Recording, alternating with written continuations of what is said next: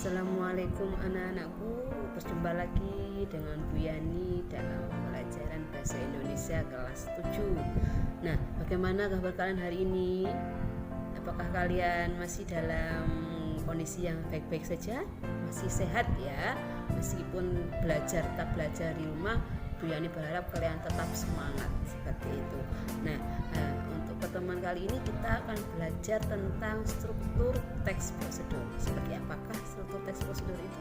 Simak terus video berikut ini ya. Jika ditinjau dari strukturnya, jenis teks prosedur itu ada dua. Yang pertama adalah teks prosedur membuat sesuatu, cara membuat sesuatu, dan teks prosedur cara melakukan sesuatu.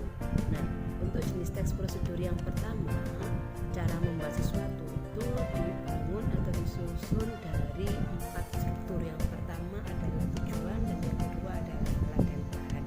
Tujuan itu sendiri merupakan pengantar tentang topik yang akan dijelaskan pada teks. Sementara untuk alat dan bahan itu berupa perincian kalimat yang isinya rincian. Yang perincian apa Bu? Yaitu perincian tentang alat-alat atau bahan yang akan digunakan untuk melakukan kegiatan teks prosedur. Sementara untuk struktur yang ketiga yaitu berisi langkah-langkah dan penutup. Langkah-langkah di sini isinya apa? Yaitu tentang prosedur atau tata cara yang harus dilakukan pembaca untuk melakukan instruksi atau petunjuk sesuai dengan jenis teks prosedur yang dibuat. Sementara kalau yang penutup itu isinya adalah penegasan ulang yang berisi tentang manfaat atau harapan apabila langkah-langkah tersebut digunakan atau dilakukan semua.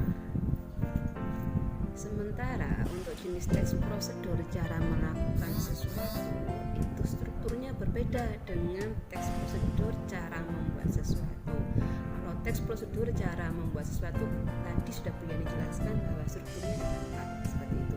Sementara kalau teks prosedur cara melakukan sesuatu itu ada 3. Perbedaannya terletak di mana Bu? Perbedaannya itu terletak pada penggunaan alat dan bahan. Pada teks prosedur cara melakukan sesuatu strukturnya hanya ada 3. Yang pertama yaitu tujuan, yang kedua langkah-langkah, dan yang terakhir adalah penutup. Tujuan itu apa isinya? Hampir sama dengan struktur teks prosedur cara membuat sesuatu. Tujuan itu adalah merupakan pengantar topik yang akan dijelaskan pada teks seperti itu. Sementara langkah-langkah itu isinya adalah perincian tentang petunjuk cara melakukan sesuatu yang disarankan kepada pembaca terkait dengan topik yang ada pada teks prosedur tersebut. Sementara untuk struktur yang terakhir yaitu ada penutup, isinya sama dengan struktur teks prosedur cara melakukan sesuatu, yaitu berupa penegasan yang isinya berupa harapan atau manfaat kepada pembaca, khususnya apabila petunjuk-petunjuk itu dilakukan dengan benar. Seperti harapannya apa setelah melakukan petunjuk itu, seperti itu. Jadi itulah struktur dari teks prosedur cara melakukan sesuatu. Tentunya kalian di sini pasti bisa menemukan perbedaannya.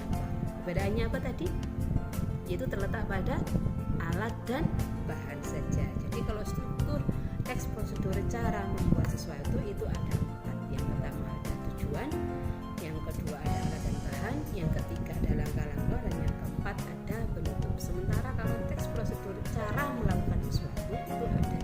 Yang pertama adalah tujuan, yang kedua langkah-langkah, dan yang terakhir adalah penutup.